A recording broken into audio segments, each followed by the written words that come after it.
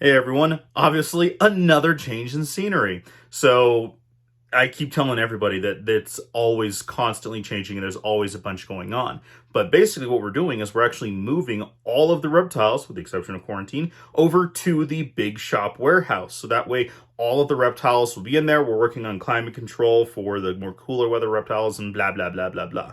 So that is why the other change in scenery, we're going to see how that keeps happening. You're probably going to see a bunch of different backgrounds and cutaways as usual. But the subject of today's video that we all have already clicked on at this point is it's a group of reptiles that I have that I don't ever really talk about. If you're a fairly new subscriber and part of our fun little community here, then you probably think that I really only keep snakes.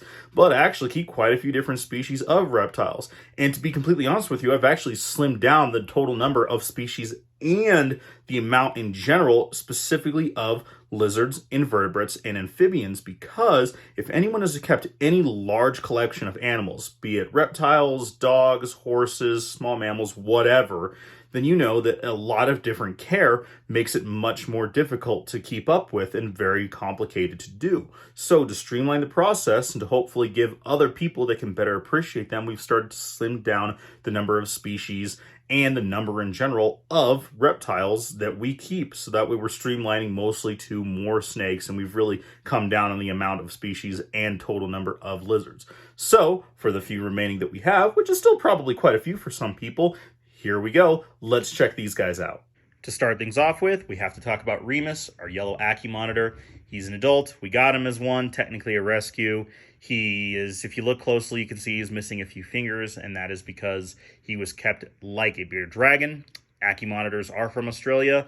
They do need high temperatures in UVB, but they need to be kept a little bit differently, so that's why, as a result, he lost a few fingers because of probably stuck shed issues and dehydration. But he is a very active, really cool little lizard that is probably going to continue to be one of the types of lizards that I will always want to have with my, again, downgrading and more minimizing different lizard species.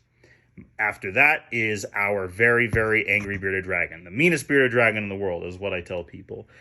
She was given to us as hopefully an animal ambassador from a bad situation as a tiny, tiny, tiny little baby.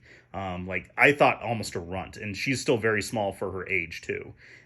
But she just does not like being messed with by any means. She doesn't even like tongue feeding. She'll like grab the roach and spit it out and then kind of puff at me and then go chase the roach away. So she'll probably be one of the very few bearded dragons we ever own as well. We don't take her out for animal ambassador education videos very much, and certainly not for the programs either, but that's okay because we have a couple other lizards for that. Here is the newest of our two blue-tongued skinks. She is a northern blue-tongued skink. Her name is Lilith, and I should say I say her. We were under the assumption that it's a her. That's what the person who we got as. They're moving away. They needed somewhere for her to go, so we have her now, and she's actually much more handleable and amiable than our older, for sure, male blue-tongued skink, Warlock. So this is Warlock. We've had him for quite a long time. He is the one that actually got some smoke inhalation from the video I did that came out a couple years ago where I had some flex watt arc because that can happen. It happens to everybody, so that's why you always got to check stuff. That he actually got his cage filled with smoke. It really, really sucked, but luckily we caught him in time. It took him a few months to recover. He's actually had a really hard life, but he's doing pretty good. If you look closely at some of the videos, you can kind of see that his jaw's a little off. He was actually, as a baby, attacked by a cat before we got him, and he actually had surgery on his jaw. And then now that we've got him, he's still pretty fidgety, but he is pretty good on handling. But Lilith is actually much more amiable to handling, which will be really good because we actually need more lizards in our ambassador education. And while we're talking about animals that are in our animal ambassador program, let's talk about our trio of Sheltopusix, or the European legless lizards. These guys are really, really cool. I'll try to remember to put videos for all the different species spotlights that I did, if I can remember correctly. I've had some YouTube technical issues lately, so I'll do my best. But these guys are really cool. Largest legless lizards in the world. They come from parts of Central Asia, Eastern Russia, Western Russia. They're really, really cool. These guys do really well in this 4-foot cage. It was a whole little thing, and I think I remember talking about them in that legless lizard video. But essentially, I got one. The original owner, before I got that one, reached out, gave it back to them because it was very attached to this little female. Ended up getting another pair, learned that they're actually sexually dimorphic. Hooray, I did in fact get a true pair, and then the person who had the original female that was given back to them, they had a living or situation where they could no longer safely keep this lizard, so we got her back. And now the three of them are living together in this 4-foot cage. They do pretty well. They shed like crazy during different times of year. They will go through 3 shed cycles in like 5 weeks, twice a year. It's insane. I've been picking little bits of shed all over the place. Although they actually shed in pretty big size pieces as well. They love eggs. They love worms. There's been no fighting that I've seen whatsoever. And there's also been no real breeding behavior whatsoever, which is, okay, we're going to stay hopeful. This is my very lovely 20-gallon tank filled with sand. No, really, this is actually the enclosure for the sandfish, which is a type of essentially subterranean skink.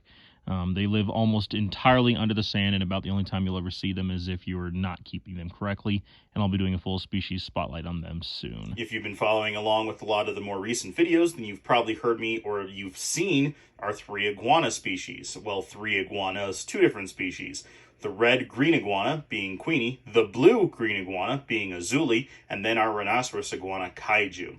Queenie Azuli, both females, both came from Petco, but were surrendered to us or rescued or whatever it is to essentially get out of that bad situation. Kaiju being a female rhinoceros iguana.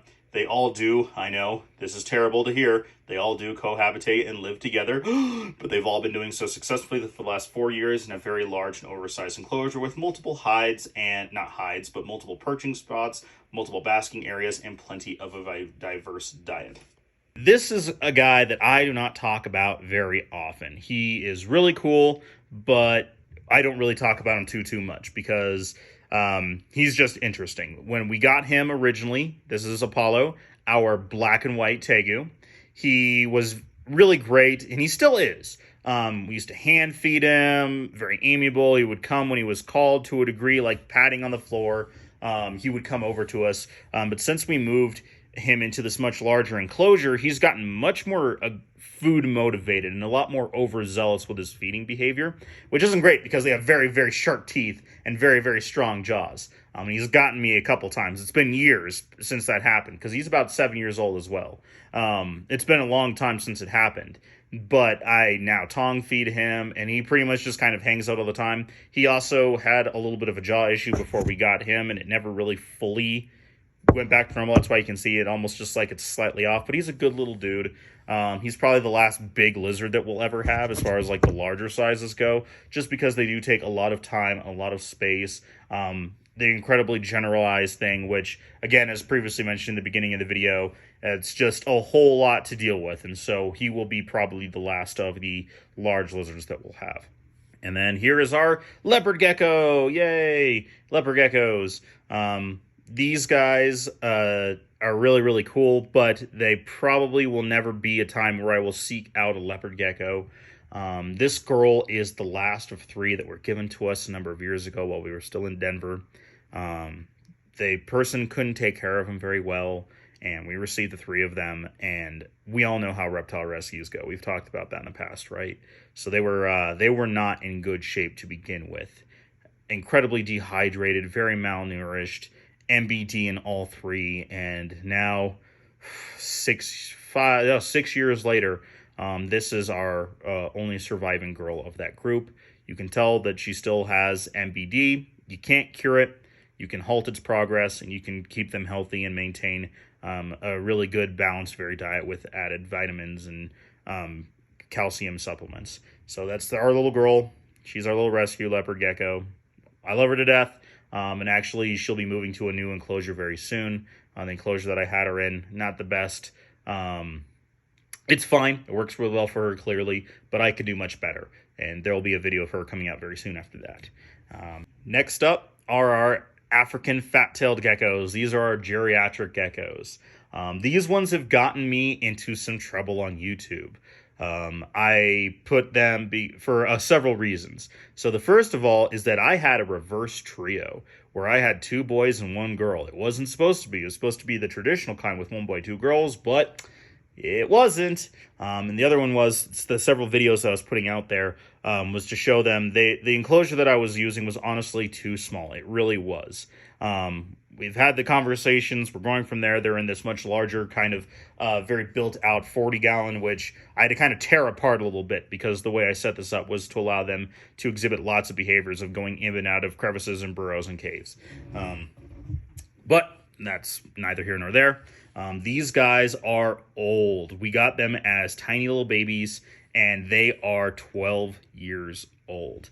The surviving two that still go. A lot of people, a lot of the info out there says they can live into their mid-teens or older. Most people don't have fat-tail geckos longer than about 7 or 8, so these guys are geriatric to a degree.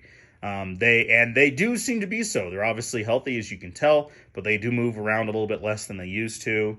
They're still really cool. I really like African fat-tailed geckos. This is one of the few lizard species that I think I will continue to want to have, but that's okay. They're still really cool. I love these guys. Now, that's it for the shop. And we're moving around a bunch of stuff. I apologize. But there are a few other lizards in our cool or gecko room. As you've seen in some of the more popular videos, they have the whole cool room with lots of geckos and Asian rat snakes. Now, we used to be breeding a lot of crested geckos. It was my partner's really pet project. They really love the crested geckos. However, with them working in 3 different cities in Colorado, being part of a pride group over a whole area of the state that we live in, and now also taking care of the financial stuff for their own business, as well as Jay-Z's Reptiles part, they don't really have a whole lot of time for that. So, made the decision to pull back from the crested gecko breeding, and we're really starting to downsize, as well as we had a lot of them in those too small of enclosures. And so we've been getting rid of a lot of those, putting them in larger enclosures, putting live plants and putting light on all of them, and we will actually be downsizing them even more. Currently, we have 2 gargoyle geckos, one of which has a bit of a spinal deformity, and then another one that was given to us as hopefully an ambassador. However, he does get a little munchy, which isn't great in front of kids. So, he's the one that is in this very large, overgrown pothos enclosure. And then we have 15 crested geckos. And I know that seems like a lot.